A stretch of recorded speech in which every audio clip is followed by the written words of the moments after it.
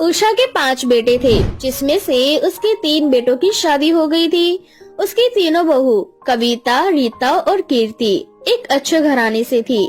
उसकी तीनों ही बहू काफी अमीर थी और इसी बात का घमंड उषा को था।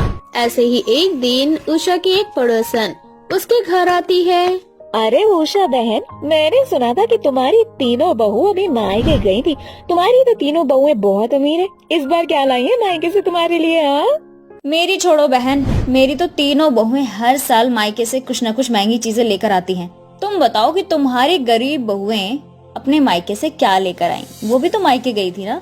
उषा बहन, तुम्हें अपनी तीनों अमीर बहुओं पर बहुत घमंड है, पर मुझे तो अपनी गरीब बहू पर भी घमंड है।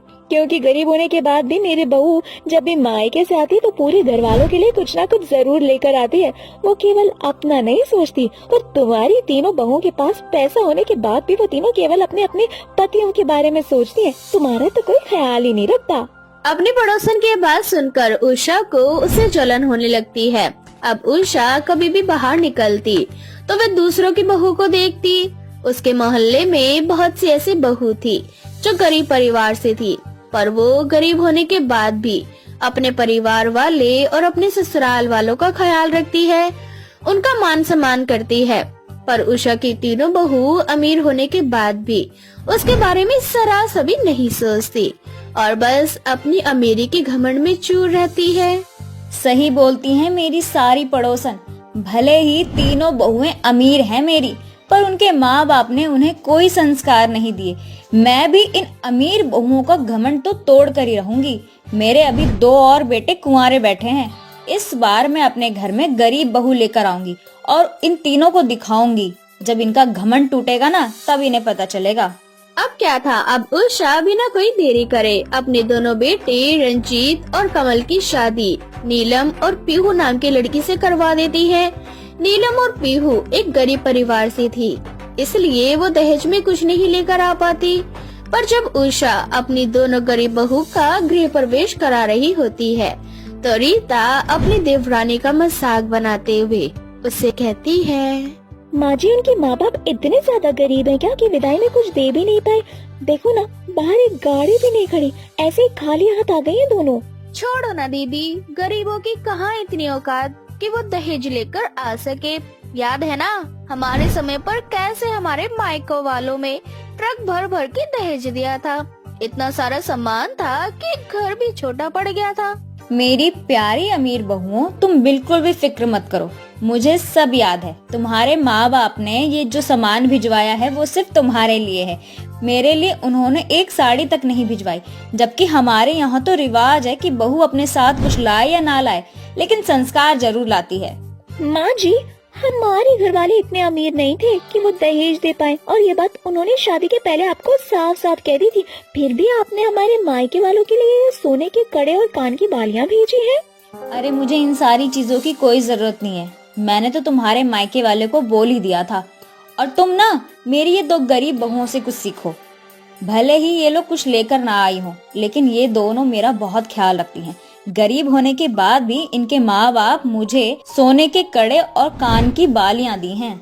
ये सब देखकर उषा की तीनों अमीर बहू मुंह बनाकर वहाँ से चली जाती है। अब अगले दिन जब नीलम और पीहू की पहली रसोई होती है तब वो दोनों साधारण सा खाना बनाती है और ये सब देखकर कविता एक बार फिर अपनी दोनों देवरानी का मजाक बनाते हुए कहती है, अरे ये क्या बनाया है तुम दोनों ने?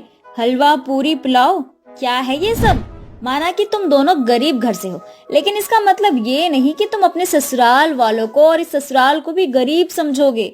क्या कविता, किसे समझा रही हो? बेचारी दोनों गरीब घर से आई हैं। इन दोनों को हमारी तरह खाना बनाना नहीं आता होगा। इनके घर वालों ने तो इन्हें रोटी, सब्जी, दाल और चावल बस यही बनाना सिखाया होगा। तुम बिल्कुल सही बोल रही हो रीता। मैं तो भूल ही गई कि ये गरीब होने के साथ साथ गंवार भी हैं। भला इनको तो उन डिश के बारे में पता भी नहीं होगा जो हम इस घर में बनाते हैं। खैर, अगर तुम दोनों का काम धाम खत्म हो गया तो अब तुम दोनों यहाँ से जा सकती हो। माँ जी टेबल पर खाने का इंतजार कर रही हैं। हमें उनके लिए चाइनीज फूड बनाना है। पर दीदी, आज तो हमारी पहली रसोई है, फिर आप दोनों ने खाना क्यों बनाया?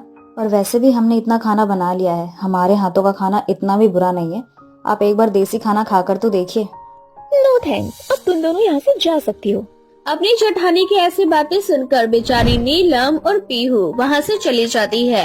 कुछ देर बाद नीलम और पीहू की तीनों अमीर जेठानी टेबल पर खाना खाने लगती है। टेबल पर हमेशा की तरह चाइनीज डिश देख कर उषा अपनी पांचों बहुओं से कहती है, बहू, ये खाना तुम तीनों ने बनाया है? भूल गई हो क्या तुम तीनों? आज मेरी दोनों बहुओं की पहली रसोई है। माँ जी नाराज मत होइए, हम दोनों ने खाना बनाया, हम दोनों बस अभी आपका खाना लेकर आते हैं। अब पीहू और नीलम खाना लाकर अपनी सास को देती है। वो अपनी गरीब बहुओं का हाथ का खाना खाकर उन दोनों की खूब तारीफ करती है। ये देखकर उसकी तीनों अमीर बहू अंदर ही अंदर जलने लगती है। अब ऐसे ही कुछ दिन बीत जाते हैं और उषा की 5 बहू एक एक करके अपने मायके जाती है और मायके से वापस आती है। मेरी पांचों बहुएं एक एक करके मायके गई हैं। हर बार की तरह मेरी तीनों अमीर बहुएं मेरे लिए क्या लेकर आई हैं? कुछ भी नहीं। सारे गिफ्ट्स और सारे तोहफे उनके माँ बाप ने अपने बेटी दामाद को दिया है।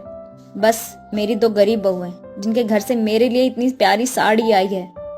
माँ जी अब मेरे मायके वाले अगर मुझे और आपके बेटे को गिफ्ट नहीं देंगे तो क्या पड़ोसियों को देंगे? और वैसे भी आपकी दोनों गरीब बहुएं जो साड़ी लेकर आई हैं, हमारे तोहफे उससे कई ज्यादा महंगे हैं, पर फिर भी आपको हमारे महंगे तोहफे पसंद नहीं आए। पसंद तो आपकी अपनी गरीब बहू की साड़ी आई है। उषा की तीनों बहू अपनी नाराजगी उषा को दिखाई रही होती है कि एक बार फिर उषा की पड़ोसन उसके घर आती है और इस बार उसे बधाइयाँ देती है। मैंने सुना है इस बार तू गरीब घर की बहू लेकर आई है। मैं ना कहती थी अमीर बहू के सिर्फ चोंचले होते हैं, असली संस्कार और गुण तो गरीब घर की बहुओं में होते हैं। तेरी खुशी देखकर तो मुझे लग रहा है जो खुशियाँ तेरी 3 बहुएं तुझे नहीं दे पाई अमीर वाली, वो खुशी तेरी एक गरीब बहू ने तुझे दे दी है ना? हाँ बहन, तुम बिल्कुल सही कह रही हो। सही मायने में खुशी महंगे तोहफे में नहीं बल्कि प्यार में होता है। काश यही बात मेरी तीनों अमीर बहुएं समझ पाती। शायद आज तीनों मुझसे नाराजगी ना दिखा रही होती। अपनी सास की बातें सुनकर अब उषा की तीनों बहू को अपनी गलती का एहसास होता है और वो तीनों अपनी सास से माफी मांगती है। जिसके बाद तीनों जेठानी अपनी दोनों देवरानियों को अपना लेती है और फिर कभी भी अपनी अमीरी का घमंड नहीं दिखाती और न ही अपनी गरीब देवरानियों को नीचा दिखाने की